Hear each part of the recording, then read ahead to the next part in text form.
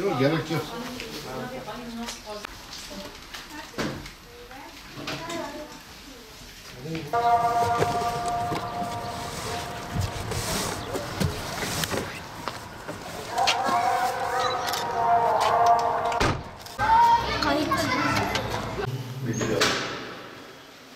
Merhaba.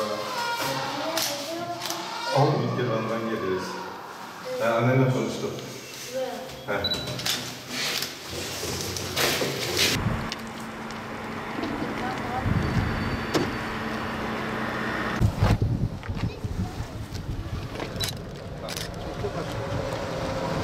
Bismillahirrahmanirrahim. Evet kıymetli kardeşlerimiz, 3 ayların manevi atmosferi içerisinde Mardin Umut Kervanı olarak farklı çalışmalar içerisinde bulunuyoruz. Allah'ın izniyle Ramazan'a doğru gittiğimiz bu günlerde Ramazan gıda faaliyetlerinin startını vermiş bulunuyoruz. Bir süre önce Yenişehir İmam Hatip Ortaokulu veli ve öğrencileriyle muhtaç öğrencileri için bir kermes düzenlemişti.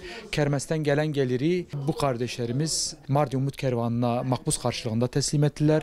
Bunun gıdaya dönüştürülüp muhtaç öğrencilere teslim edilip onların kalplerine ve gönüllerine dokunulması üzere bir çalışmaydı bu.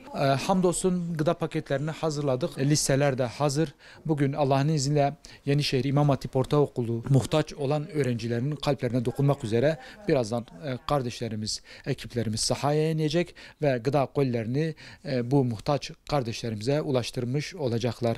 Bu çerçevede hem okullar açısından bu örnek çalışması için biz Yenişehir İmam Hatip Ortaokulu öğrenci, veli, idareci ve öğretmenlerine sizin aracılığınızla teşekkür ediyoruz. Rabbim böyle örneklikleri artırsın. Diğer açıdan da Ramazan'a doğru giderken yüzlerce belki de binlerce aile beklenti içerisindeyken hayırsever abilerimize bir çağrıda bulunmak istiyoruz. Bu bir iyilik çağrısıdır. Bu iyilikleri artırma çağrısıdır. Bu yetim ve muhtaçlara umut olma, bekleyen gözleri sevindirme adına bir adım atmadır.